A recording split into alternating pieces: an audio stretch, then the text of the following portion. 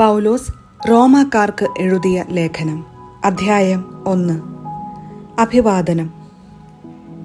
യേശുക്രിസ്തുവിന്റെ ദാസനും അപ്പസ്തോലനായിരിക്കാൻ വിളിക്കപ്പെട്ടവനും ദൈവത്തിന്റെ സുവിശേഷത്തിനായി പ്രത്യേകം നിയോഗിക്കപ്പെട്ടവനുമായ പൗലോസ് എഴുതുന്നത്. ഈ സുവിശേഷം വിശുദ്ധ ലിഖിതങ്ങളിൽ പ്രവാചകന്മാർ മുഖേന ദൈവം മുൻകൂട്ടി വാഗ്ദാനം ചെയ്തിട്ടുള്ളതാണ്. ഇത് അവിടുത്തെ പുത്രനും നമ്മുടെ കർത്താവുമായ യേശുക്രിസ്തുവിനെ സംബന്ധിച്ചുള്ളതാണ്.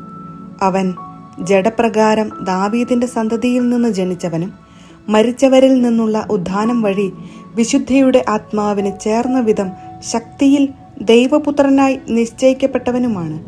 അവന്റെ നാമത്തെ പ്രതി വിശ്വാസത്തിന്റെ വിധേയത്വം സകല ജാതികളുടെ ഇടയിലും ഉളവാകേണ്ടതിന് ഞങ്ങൾ കൃപയും അപ്പസ്തോല സ്ഥാനവും പ്രാപിച്ചിരിക്കുന്നു. യേശുക്രിസ്തുവിന്റെ സ്വന്തമാകാൻ വിളിക്കപ്പെട്ടിരിക്കുന്ന നിങ്ങളും അവരിൽ ഉൾപ്പെടുന്നു. ദൈവത്തിന്റെ സ്നേഹഭാജനങ്ങളും വിശുദ്ധരാകാൻ വിളിക്കപ്പെട്ടവരുമായി റോമായിലുള്ള നിങ്ങൾക്കെല്ലാവർക്കും നമ്മുടെ പിതാവായ ദൈവത്തിൽ നിന്നും കർത്താവായ യേശുക്രിസ്തുവിൽ നിന്നും കൃപയും സമാധാനവും. റോമ സന്ദർശിക്കാൻ ആഗ്രഹം. നിങ്ങളുടെ വിശ്വാസം ഭൂമിയിൽ എല്ലായിടത്തും പ്രകീർത്തിക്കപ്പെടുന്നതിനാൽ നിങ്ങൾക്കെല്ലാവർക്കും വേണ്ടി ആദ്യമേ ഞാൻ യേശുക്രിസ്തു വഴി എൻ്റെ ദൈവത്തിന് നന്ദി പറയുന്നു. ഞാൻ നിങ്ങളെ ഇടവിടാതെ പ്രാർത്ഥനയിൽ സ്മരിക്കുന്നു എന്നതിന് അവിടുത്തെ പുത്രനെക്കുറിച്ചുള്ള സുവിശേഷം വഴി ഞാൻ ആത്മന ശുശ്രൂഷിക്കുന്ന ദൈവമാണ് എനിക്ക് സാക്ഷി. ദൈവേഷ്ടത്താൽ എങ്ങനെയെങ്കിലും നിങ്ങളുടെ അടുത്ത് വന്നു ചേരാൻ ഇപ്പോഴെങ്കിലും സാധിച്ചിരുന്നെങ്കിൽ എന്ന് ഞാൻ പ്രാർത്ഥിക്കുന്നു. നിങ്ങളെ സ്ഥൈര്യപ്പെടുത്താൻ എന്തെങ്കിലും ആത്മീയ വരം നിങ്ങൾക്ക് നൽകേണ്ടതിന് നിങ്ങളെ കാണാൻ ഞാൻ അതിയായി ആഗ്രഹിക്കുന്നു. എൻ്റെയും നിങ്ങളുടെയും വിശ്വാസം നമ്മെ പരസ്പരം പ്രോത്സാഹിപ്പിക്കുമല്ലോ. സഹോദരരെ, ഇതു നിങ്ങൾ മനസ്സിലാക്കണം. മറ്റു വിജാതീയരുടെ ഇടയിൽ എന്ന പോലെ നിങ്ങളുടെ ഇടയിലും ഫലമുളവാകുന്നതിന് നിങ്ങളുടെ അടുക്കൽ വരാൻ പലപ്പോഴും ഞാൻ ഒരുങ്ങിയതാണ്. എന്നാൽ ഇതുവരെയും എനിക്ക് തടസ്സം നേരിട്ട് കൊണ്ടിരിക്കുകയായിരുന്നു.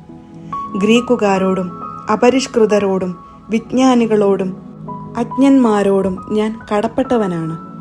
അതുകൊണ്ടാണ് റോമായിലുള്ള നിങ്ങളോടും സുവിശേഷം പ്രസംഗിക്കാൻ ഞാൻ തീവ്രമായി ആഗ്രഹിക്കുന്നത്. സുവിശേഷത്തെപ്പറ്റി ഞാൻ ലജ്ജിക്കുന്നില്ല. എന്തെന്നാൽ വിശ്വസിക്കുന്ന ഏവർക്കും, ആദ്യം യഹൂദർക്കും പിന്നീട് ഗ്രീക്കുകാർക്കും, അത് രക്ഷയിലേക്ക് നയിക്കുന്ന ദൈവശക്തിയാണ്. അതിൽ വിശ്വാസത്തിൽ നിന്ന് വിശ്വാസത്തിലേക്ക് നയിക്കുന്ന ദൈവത്തിന്റെ നീതി വെളിപ്പെട്ടിരിക്കുന്നു. നീതിമാൻ വിശ്വാസം വഴി ജീവിക്കും എന്ന് എഴുതപ്പെട്ടിരിക്കുന്നുവല്ലോ. മനുഷ്യന്റെ തിന്മ. മനുഷ്യരുടെ സകല ദുഷ്ടതയ്ക്കും അനീതിക്കുമെതിരായി ദൈവത്തിന്റെ ക്രോധം ആകാശത്തുനിന്ന് പ്രത്യക്ഷപ്പെടുന്നു. അവർ തങ്ങളുടെ അനീതിയിൽ സത്യത്തെ തളച്ചിടുന്നു. ദൈവത്തെക്കുറിച്ച് അറിയാൻ കഴിയുന്നതൊക്കെ അവർക്ക് വ്യക്തമായി അറിയാം. ദൈവം അവയെല്ലാം അവർക്ക് വെളിപ്പെടുത്തിയിട്ടുണ്ട്. ലോകസൃഷ്ടി മുതൽ ദൈവത്തിന്റെ അദൃശ്യ പ്രകൃതി, അതായത് അവിടുത്തെ അനന്തശക്തിയും ദൈവത്വവും സൃഷ്ടവസ്തുക്കളിലൂടെ സ്പഷ്ടമായി അറിഞ്ഞിട്ടുണ്ട്. അതുകൊണ്ട് അവർക്ക് ഒഴികഴിവില്ല. അവർ ദൈവത്തെ അറിഞ്ഞിരുന്നെങ്കിലും അവിടുത്തെ ദൈവമായി മഹത്വപ്പെടുത്തുകയോ അവിടുത്തേക്ക് നന്ദി പ്രകാശിപ്പിക്കുകയോ ചെയ്തില്ല. മറിച്ച് അവരുടെ യുക്തിവിചാരങ്ങൾ നിഷ്ഫലമായി തീരുകയും വിവേകരഹിതമായ ഹൃദയം അന്ധകാരത്തിൽ ആണ്ടുപോവുകയും ചെയ്തു. ജ്ഞാനികളെന്ന് അവകാശപ്പെട്ടുകൊണ്ട് അവർ ഭോഷന്മാരായി തീർന്നു. അവർ അനശ്വരനായ ദൈവത്തിന്റെ മഹത്വം നശ്വരനായ മനുഷ്യന്റെയോ പക്ഷികളുടെയോ മൃഗങ്ങളുടെയോ ഇഴജന്തുക്കളുടെയോ സാദൃശ്യമുള്ള വിഗ്രഹങ്ങൾക്ക് കൈമാറി. അതുകൊണ്ട് ദൈവം അവരെ തങ്ങളുടെ ഭോഗാസക്തികളോടുകൂടെ ശരീരങ്ങൾ പരസ്പരം അപമാനിതമാക്കുന്നതിന് അശുദ്ധിക്ക് വിട്ടുകൊടുത്തു. എന്തെന്നാൽ അവർ ദൈവത്തിന്റെ സത്യം ഉപേക്ഷിച്ച് വ്യാജം സ്വീകരിച്ചു. അവർ സൃഷ്ടാവിലുപരി സൃഷ്ടിയെ ആരാധിക്കുകയും സേവിക്കുകയും ചെയ്തു. അവിടുന്ന് എന്നേക്കും വാഴ്ത്തപ്പെട്ടവനാണ്. ആമേൻ. അക്കാരണത്താൽ ദൈവം അവരെ നിന്ദ്യമായ വികാരങ്ങൾക്ക് വിട്ടുകൊടുത്തു.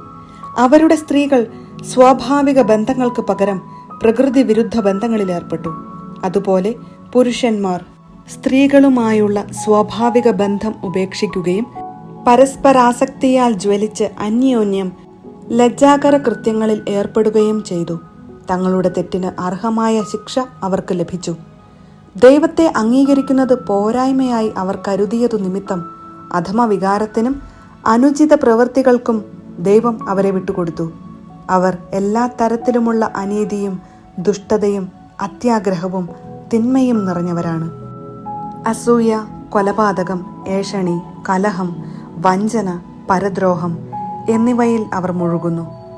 അവർ പരദൂഷകരും ദൈവനിന്ദകരും ധിക്കാരികളും ഗർവിഷ്ഠരും പൊങ്ങച്ചക്കാരും തിന്മകൾ ആസൂത്രണം ചെയ്യുന്നവരും മാതാപിതാക്കളെ അനുസരിക്കാത്തവരും ബുദ്ധിഹീനരും അവിശ്വസ്തരും ഹൃദയശൂന്യരും കരുണയില്ലാത്തവരും ആയി